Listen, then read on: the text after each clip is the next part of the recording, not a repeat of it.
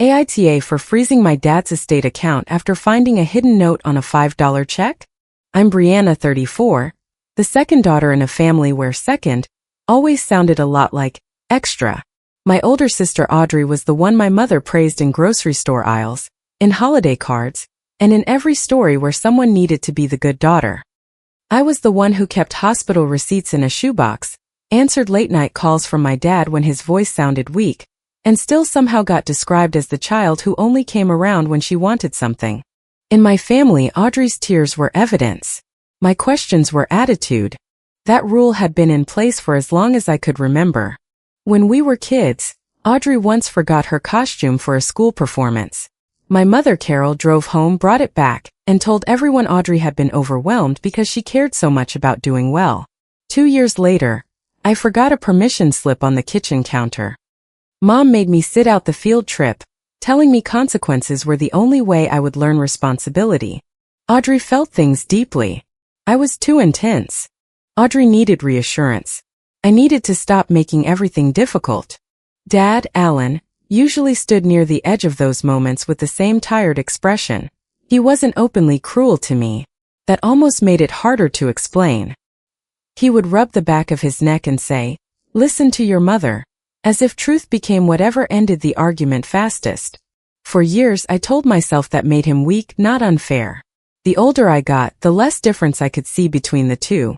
Still, Dad and I had our own small language. He called me Brie when no one else was around. He saved odd screws in baby food jars and labeled them in handwriting nobody could read. He would call me late at night to ask simple questions he already knew the answers to. "Do you think the porch light is supposed to buzz like that?" "No, Dad." I figured. "Are you going to replace it?" "Eventually." Those calls were rarely about the porch light. When his health started declining, the calls became less frequent and more serious. He never gave me a clean diagnosis speech. He would mention a scan, then change the subject. He would complain about the taste of one medication but insist the rest were fine. Sometimes I could hear the television in the background and Mom opening cabinets in the kitchen. Then there were nights when his voice sounded thin. "Bree, you busy?" "No." "What's going on?" "Nothing. Just wanted to hear a normal voice." I started keeping notes after those calls. Appointment dates, medication names, the number for the home care service. Not because I was trying to control anything, but because information in my family had a way of changing depending on who was speaking. I offered to drive him to appointments. Mom said Audrey had it covered.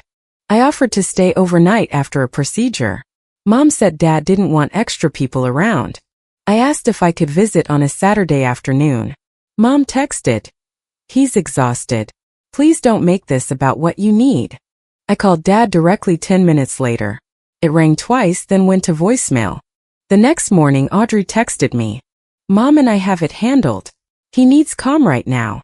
I stared at that message while standing in a pharmacy line with a bag of wound dressings and compression socks Dad had asked me to pick up 2 days earlier. I dropped the supplies on the porch because Mom said visitors would tire him. She sent me a thumbs-up emoji in reply. Later, Aunt Ruth told me Audrey had spent the entire day taking care of everything. That became the pattern. I paid a home care invoice when Mom called me crying because the agency wouldn't extend the due date. I sent money for a medical transport charge. I picked up prescriptions and left them in the mailbox when I was told Dad was sleeping. I ordered a shower chair after Audrey said she couldn't find one that would arrive quickly enough. And I kept every receipt. I used to feel embarrassed about that. Normal families don't need proof that someone bought gauze or covered a bill. Then I realized my family kept score even when I wasn't, and somehow the score always ended with Audrey winning. A few months before Dad died, he called me at 11:40 at night. "Your mom says you don't want to come by," he said. I sat up in bed. "What?" "She said you've been busy, that you get upset when she asks." "Dad, I asked to come by yesterday." There was a long pause. "I didn't know that. I've asked a lot." Another pause. Then Mom's voice came from farther away. "Ellen, you need to rest." Dad lowered his voice. "I'll call you tomorrow." He didn't. The next afternoon, Mom texted that Dad had become confused and that I should not agitate him by contradicting things. Audrey followed with a message saying, "Please trust the people who are actually here." That line stayed with me because it was so carefully built. Not trust us. Trust the people who are actually here. It turned every closed door into proof that I had chosen not to walk through it. I did pull back sometimes. I'll be honest about that. There were days when I couldn't handle another accusation wrapped in concern. There were weeks when I stopped asking Mom for permission to visit because every answer made me feel like I was putting Dad in danger by loving him incorrectly. But I never stopped checking in. I never stopped paying the bills I had agreed to cover. I never stopped sending Dad short messages. "Thinking about you. Call me when you feel up to it. I left soup on the porch. I love you." Most of them showed as delivered. Few were answered. When Dad died at 68, Mom called Audrey first. I know because Audrey arrived at the hospital before I even knew he had been taken there. Mom called me 43 minutes later. Her voice was flat. "Your father is gone." I remember looking at the kitchen clock and thinking the second hand was too loud. I asked whether I could see him. Mom sighed. "Brianna, please don't make this harder." That was the last thing she said before hanging up. At the funeral, Mom wore black and accepted every condolence like she was receiving an award she had trained for. That sounds cruel, but it's the most accurate way I can describe it. She knew when to lower her eyes, when to squeeze someone's hand, when to say, Audrey was his rock at the end. Audrey stood beside her holding Dad's old watch, even though he hadn't worn it in years. People kept telling her how strong she was. I stood near the guest book and thanked people for coming. Once I heard a cousin whisper, "I'm surprised Brianna showed." Ruth shushed him, but not because he was wrong, because I could hear. 3 days later, Mom asked a small group of us to come to the family house for what she called an estate discussion. Grace, the attorney who had handled some of Dad's documents, would be there. Mom said it was better to keep things intimate. By intimate, she meant there would be just enough relatives present to witness my humiliation. The living room still smelled like funeral flowers. Half-dead lilies leaned over crystal vases. Sympathy cards covered the mantel. Dad's recliner sat empty by the window with the blanket folded neatly over one arm, as if he had simply stepped outside. Mom sat on the couch. Audrey sat close enough that their knees touched. She had Dad's watch looped around her fingers and a tissue folded in her other hand. Ruth took the chair near the fireplace. 2 cousins sat along the wall. I chose the straight-back dining chair Mom had pulled into the room, because it was the only seat not arranged as part of their little portrait of grief. Grace placed a stack of documents on the coffee table. She was calm in a way that made everyone else seem louder, even when no one was speaking. "I want to be clear," she said. "I can only explain the documents that were provided to me for this meeting. Formal distribution does not happen in this room today." Mom nodded solemnly, as though she hadn't spent the previous evening telling relatives Audrey would be receiving the house immediately. Grace reviewed the basic terms. Under the will Mom had provided, Audrey was the primary beneficiary. She would receive the house, Dad's investment account valued at just under $1.9 million, and several items of personal property. Mom retained her marital assets and authority as executor. Grandma's ring, the one that had passed from Dad's mother to him for safekeeping, was listed among the personal items intended for Audrey. Then Grace stopped. "There is also a specific bequest to Brianna," she said. Audrey's tissue moved toward her face. Mom's mouth tightened in a way I recognized. She was trying not to smile. Grace looked uncomfortable for the first time. "The amount is $5. No one said anything. I heard the refrigerator kick on in the next room. Mom reached into a cream-colored envelope and removed a personal check. Dad's handwriting was on the front, shaky but recognizable. $5 written out carefully. My name on the payee line. She slid it across the coffee table with 2 fingers. "At least he remembered you," she said. Audrey inhaled sharply, like Mom's words had hurt her too. Ruth looked down at her hands. One of my cousins shifted in his chair. I didn't touch the check right away. "Did he write anything else for me?" I asked. Mom answered before Grace could. "No." Too fast. No pause, no glance at the papers, no uncertainty. Grace looked at her. "Carol, I can only speak to what was provided." Mom's eyes stayed on me. "Your father knew who was really there for him." I hope you can respect his final wishes with some dignity. Audrey leaned forward. I never wanted it to be like this. I looked at the ring on her finger. She had already taken it. Grandma's ring was small, not flashy, with an oval stone worn smooth around the setting. Dad had kept it in a dark green box in his desk. Audrey was wearing it before Grace had even finished explaining that distribution hadn't occurred. If you didn't want it to be like this, I said, why do you look prepared? Audrey's face folded instantly. Mom turned to Ruth. See? This is what I was afraid of. Ruth spoke softly. Brianna, today is not the day to make this uglier. There it was. Not Mom's comment. Not Audrey wearing disputed property. My question was the ugly part. I reached for the check. The paper felt soft at the folds, like Dad had carried it in his pocket before putting it in the envelope. I held it low beneath the edge of the coffee table, because I didn't want them studying my reaction. That was when I noticed blue ink bleeding faintly through the back. I turned it over. In Dad's uneven handwriting were 4 words. Use the blue key. For the first time that day, I stopped listening to my mother. Mom was still talking. Something about how money revealed character. Audrey said she wanted everyone to stay a family. Grace began explaining that probate involved formal notices and deadlines. I stared at the words until they stopped looking like ink and started feeling like a door. The blue key. When I was 17, Dad had given me an old metal recipe tin filled with spare buttons, dead batteries, rubber bands, and keys that seemed to open nothing. One key had been painted blue with chipped model paint. What's this one for? I had asked. Nothing important, he said. Then he taped it inside the bottom of the tin instead of throwing it away. Dad was never good at lying when he wanted me to keep something safe. I folded the check and put it back in the envelope. Mom watched me. That's all you're going to say? For now. She seemed disappointed. I left before anyone could turn my silence into another confession. The recipe tin was in a storage closet where I kept old family things I had never found a reason to throw away. I pulled down 2 boxes of Christmas decorations, an empty lamp carton, and a plastic bin of school papers before I found it wedged behind a stack of board games.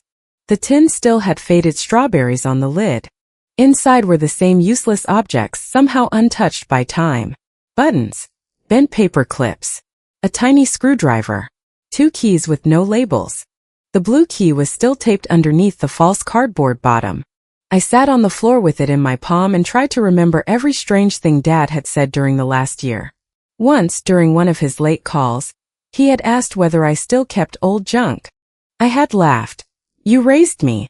Of course I do. Good, he said. Sometimes old junk is the only thing people don't think to take. At the time I assumed he was talking about tools. The key was too small for a door and too sturdy for a diary. I thought of Dad's desk, the garage cabinets, the lockbox Mom used for passports. Then I remembered a metal cash box I had seen years earlier in the storage closet at the family house, behind the holiday decorations.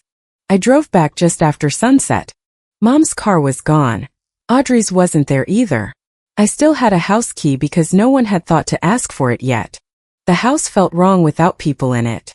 The funeral flowers had started turning the air sweet and sour.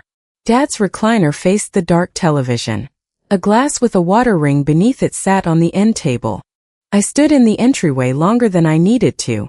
Then I went to the storage closet off the hall. The Christmas decorations were stacked differently than I remembered. Audrey had labeled several bins with thick black marker. Garland, ornaments, outdoor lights. I pulled them forward one at a time.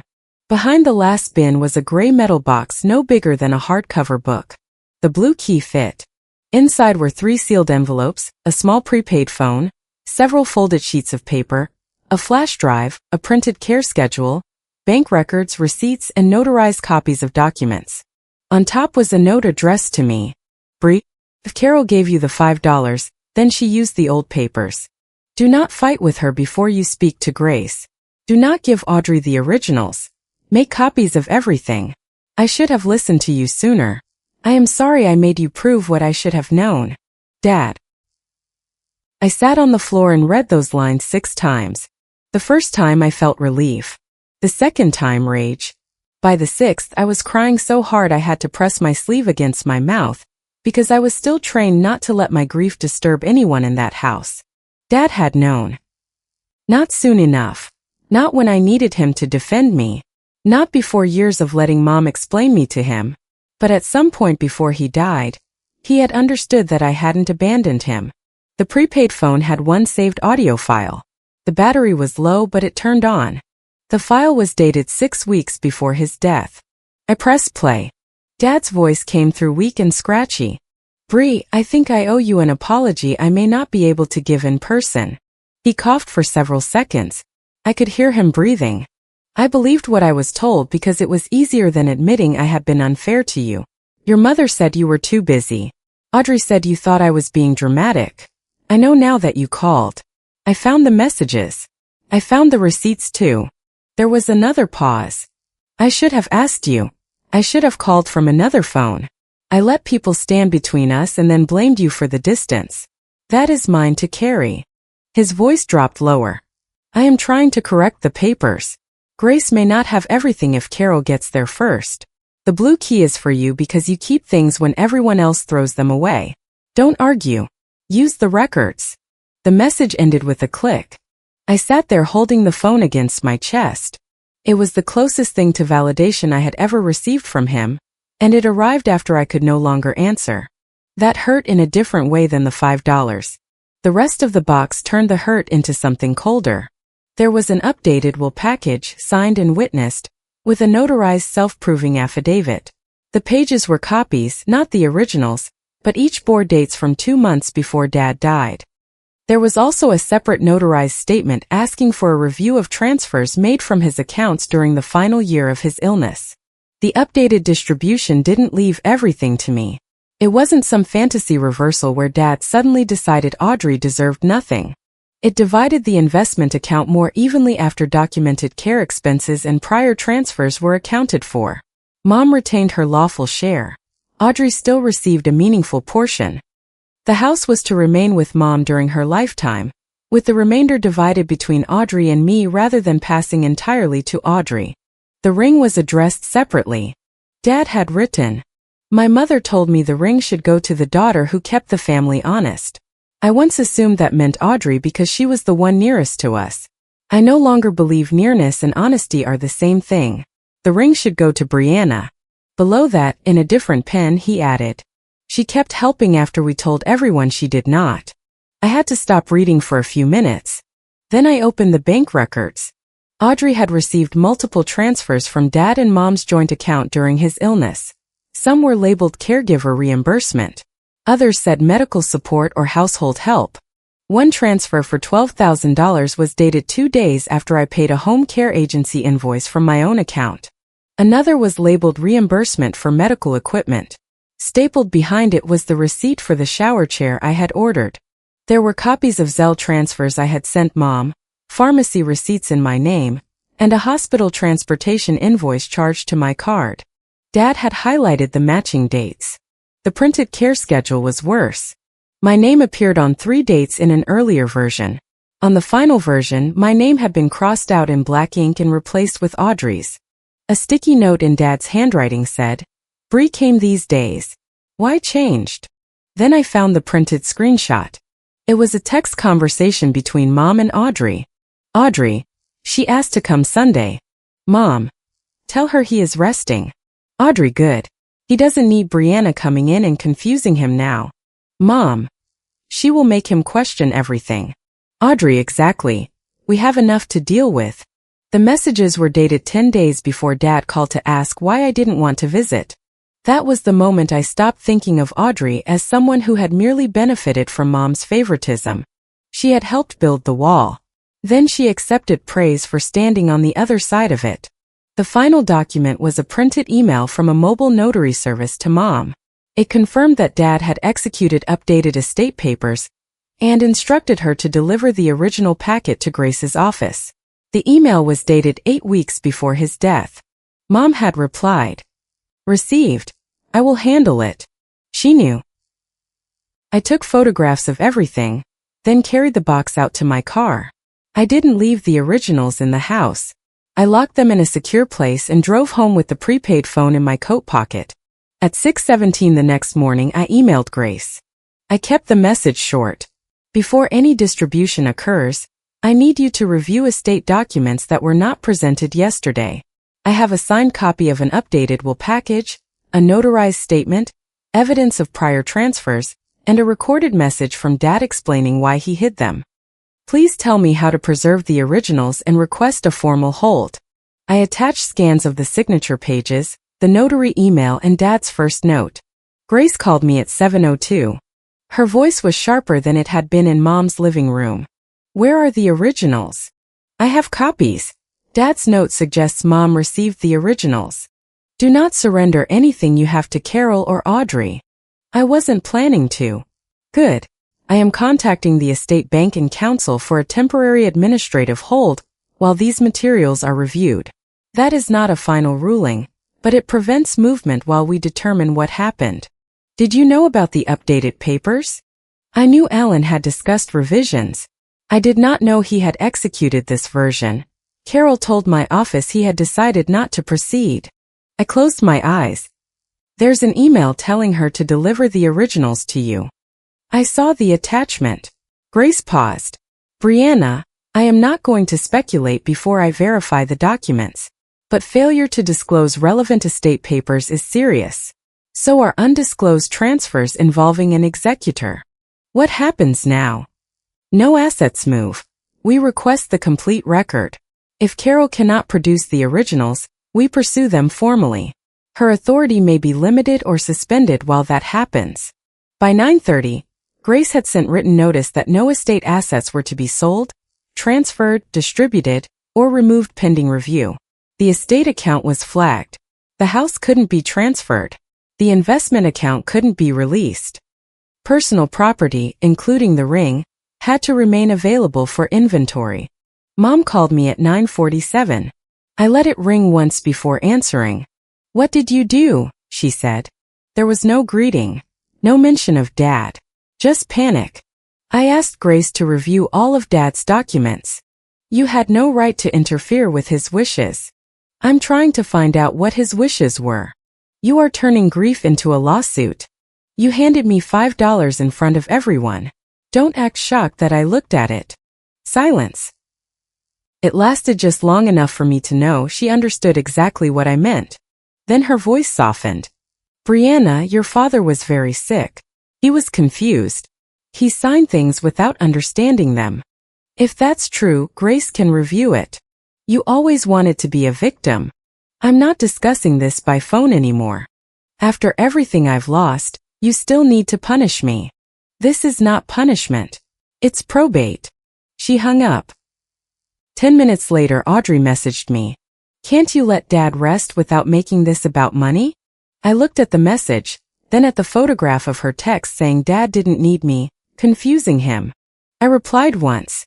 Do not move the ring or any estate property until Grace confirms what Dad signed. Her response came immediately. That ring was Grandma's. Dad wanted me to have it. I sent back a photograph of the page naming me. The typing bubble appeared, vanished, appeared again. Finally she wrote, You don't know what Mom and I dealt with. He changed his mind every day. I answered. Then accounting for it should not frighten you. I did not reply again. That afternoon I made copies of every document. I saved the voicemail in 3 places. I printed a timeline with dates, payments, missed calls, and messages. I sent certified notices to Mom and Audrey stating that disputed property must not be sold, transferred, hidden, or removed. I included an inventory request for the ring. I didn't post anything online. I didn't send a family-wide message. I didn't call cousins to tell my version first. That restraint annoyed people more than I expected. Mom filled the silence for me. By evening, 2 relatives had texted that I was being cruel, so soon after the funeral. Another said a daughter should not question a grieving widow. Someone else told me that even if the will felt unfair, dignity meant accepting it. I replied to none of them. Pausing an estate was not a debate I needed to win by text. Ruth called the next day. I'm not taking sides, she said immediately, which meant she had already taken one and was considering moving. I didn't ask you to. Carol says you found old papers Dad wrote when he was not himself. Carol told Grace he never signed updated papers. He did. She says you barely called him. I have phone records. Dad also left a voicemail apologizing for believing that. Ruth was quiet. What voicemail? I didn't send her the whole recording. Dad's voice was not family entertainment. I played her 20 seconds over the phone, the part where he said he knew I had called and that he had found the receipts. Ruth's breathing changed. I didn't know, she said. You didn't ask. That's fair. It was the first clean acknowledgement I had received from anyone in the family. I sent her one receipt and one page of Dad's note. Nothing more. 2 hours later she texted. Carol told us Audrey paid for that care service. I replied, I know. The formal review didn't happen overnight. Grace was careful about that. She explained that a copied will, missing originals, disputed capacity, and possible executor misconduct had to be handled through probate procedure, not family consensus. Mom retained her own attorney. Audrey hired one too, though she kept telling relatives this was not about money. Grace requested the original estate documents from Mom in writing. Mom said she didn't have them. Then she said Dad had destroyed them. Then her attorney said no one could confirm they had ever existed. The notary's delivery log confirmed the executed packet had been left at the family house and signed for by Carol. That changed the tone. A week later, Grace scheduled a follow-up estate meeting at the house. It wasn't legally required to happen in the living room, but Mom had already involved enough relatives that Grace agreed to explain the immediate status with everyone present. She also wanted the personal property inventory completed, including the ring. Mom arrived with a box of tissues and the pale expression she used when she wanted concern to enter the room before she did. Audrey sat beside her. She was still wearing the ring. Ruth took the same chair by the fireplace, but this time she didn't look at the floor when I entered. 2 cousins were there because Mom had told them I was trying to take the house from her. Grace sat at the dining table with a printed agenda and a recorder for formal notes. I brought one sealed envelope containing copies of the key documents. The originals remained secured elsewhere. Grace opened the meeting. We are here to discuss documents that were not presented at the prior estate conference, and to confirm that no distribution will occur until the probate court reviews the dispute. Mom pressed a tissue beneath one eye. I cannot believe this is what my family has become, she said. My husband has been dead less than 2 weeks, and my daughter is turning grief into a legal attack. One cousin murmured, That's not what he would have wanted. I looked at him. You have not read what he wanted. Mom's voice shook. Your father would be ashamed of this. Then it's strange he left instructions for exactly this. Audrey leaned forward. You keep saying that like he was planning some game. He was sick, Brianna. Mom and I were the ones dealing with reality every day. I looked at the ring on her hand. Then take it off until the estate is settled. Her fingers curled. It's mine. Grace spoke before I could. It is disputed estate property. It needs to be placed in the inventory today. Audrey's face reddened. This is ridiculous. Mom touched her arm. Don't let her provoke you. That almost made me laugh. They had handed me $5 in front of an audience, but asking Audrey not to wear disputed property was provocation. Audrey turned to me. You already got your $5. Why are you still here? The room went still. Even Mom looked at her. I placed the sealed envelope on the table. Because Dad left me $5 to see who would lie when they thought I had nothing else. Audrey blinked. I opened the envelope and removed the first page. This is Dad's note. It says, if Carol gave you the $5, then she used the old papers. Mom shook her head immediately. That could have been written at any time. Grace held out her hand. I passed her the copy. It matches the handwriting samples already in the estate file, she said. Handwriting alone does not resolve the matter, but it is relevant. I removed the signature pages from the updated will package. This is the later set of estate documents signed and witnessed. Grace examined the notary page. This notarized copy must be reviewed before distribution continues, she said. The notary has confirmed the execution appointment and delivery of originals. Mom's tissue stopped moving. I placed the printed email beside it. This is the email confirming the original packet was delivered to Mom. Her reply says, received. I will handle it. Mom turned toward Grace. Alan changed his mind afterward. Grace's voice stayed neutral. Then why did you tell my office he never completed the documents? He was confused. Every day was different. I was trying to protect him. Why did you fail to disclose executed papers if you believed they were invalid? Mom looked at Audrey. Audrey started to speak, but Ruth interrupted. If this is fake, Ruth said, why didn't you deny it in front of the lawyer the first time? Mom's eyes narrowed. You do not understand what I was dealing with. Ruth did not look away. That was not an answer. I removed the voicemail transcript. I also have Dad's recorded statement. He says he learned I had been calling and paying expenses. He says he had been told I did not want to see him. Mom's voice rose. He was medicated. The recording is dated 6 weeks before he died, I said.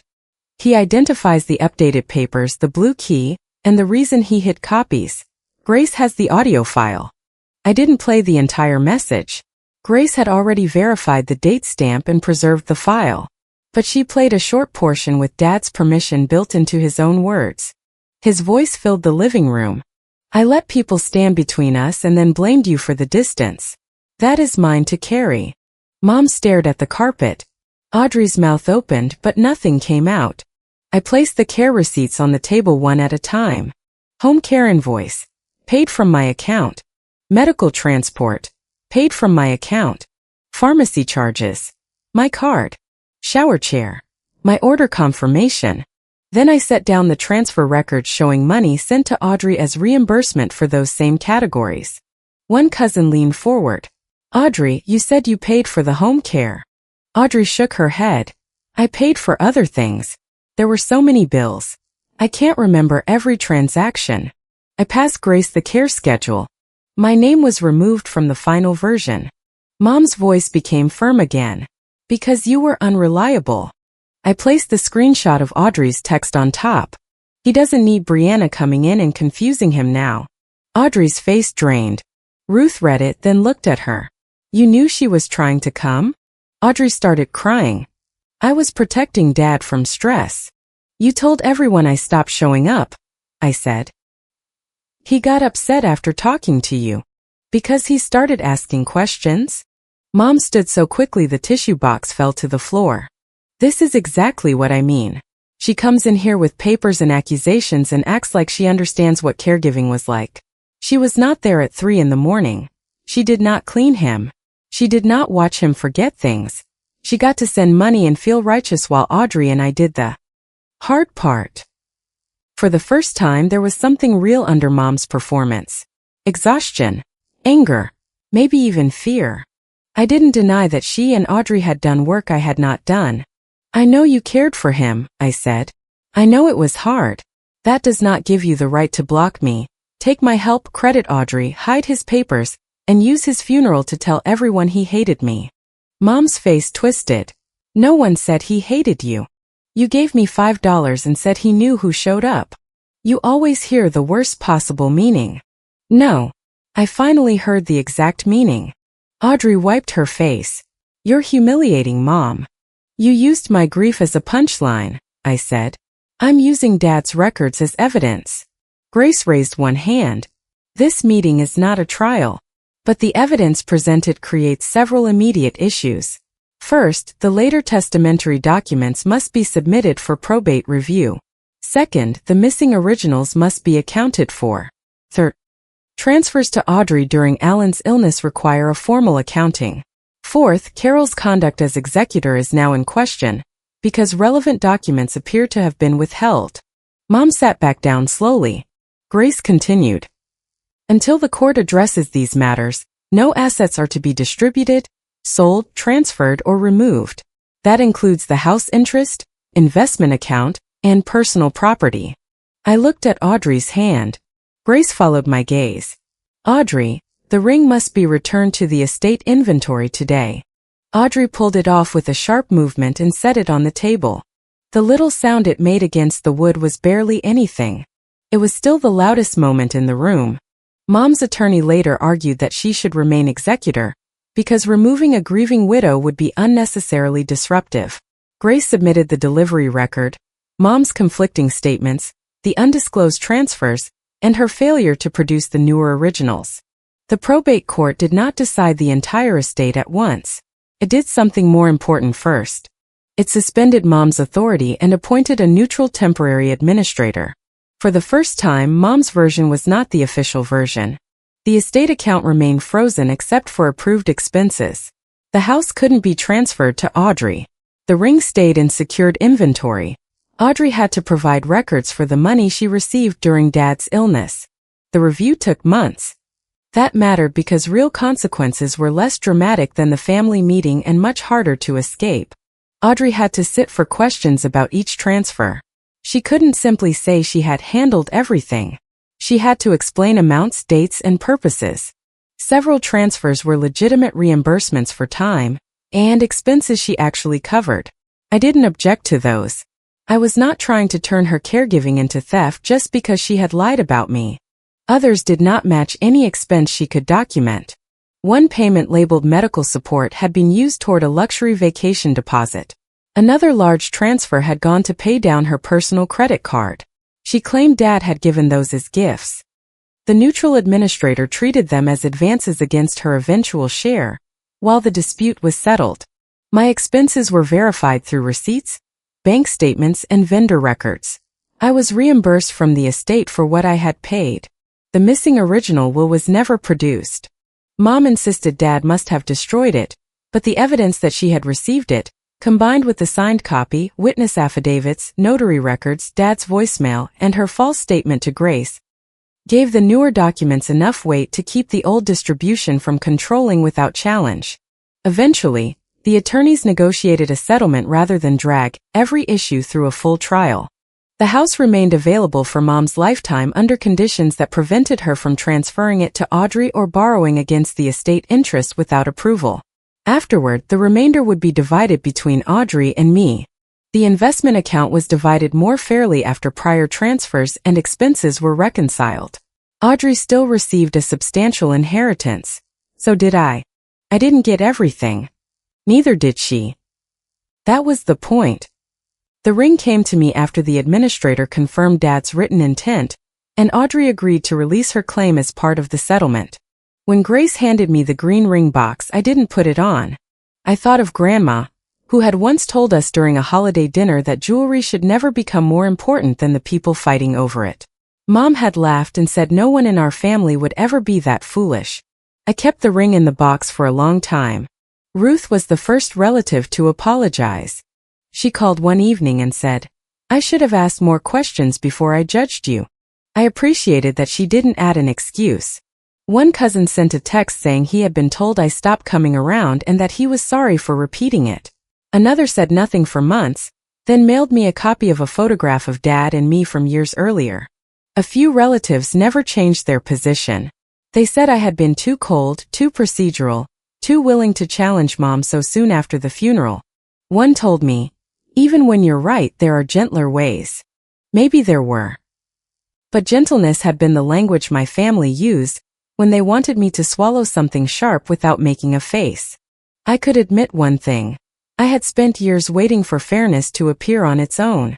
I thought being reasonable would eventually force reasonable people to meet me there. Instead, my silence became space for Mom to speak on my behalf. After the settlement, Audrey asked to meet privately. We sat in a quiet restaurant in the middle of the afternoon. She looked smaller without Mom beside her, but not remorseful. Tired maybe. Angry. Embarrassed. She pushed a document across the table. It was a private family agreement drafted by her attorney. It said we would not discuss the estate dispute publicly, and would describe the settlement as a mutual misunderstanding. It didn't say Mom had hidden documents. It didn't say Audrey knew I was trying to reach Dad. It didn't address the false caregiving story. "This lets everyone move on," Audrey said. "It lets you move on without admitting what happened. Do you really need Mom publicly branded a liar? I need the estate record to remain accurate. The legal record is one thing. I'm talking about family. So am I." She looked toward the window. Dad was difficult at the end. Mom was scared. I was trying to keep everything together. You told her to keep me away. I thought you would upset him. Because I would ask why he wasn't getting my messages. She did not answer. I pushed the agreement back. I'm not signing anything that calls this a misunderstanding. Mom withheld documents. You knew I was trying to see Dad. Those facts do not disappear because they make dinner uncomfortable. Audrey's eyes filled, but this time I did not rush to soften my words. Are you happy now? She asked. No, I said. But I'm done being robbed politely. She left without finishing her coffee. Mom tried a different approach. She called a week later and said she wanted peace. I told her to put anything about the estate in writing. This is not about the estate, she said. This is about what you have done to the family. What I've done. You made us look horrible. You made the family look bad when you lied. I just stopped cleaning it up. I was protecting your father. From me. From conflict. You mean from information? Her voice hardened.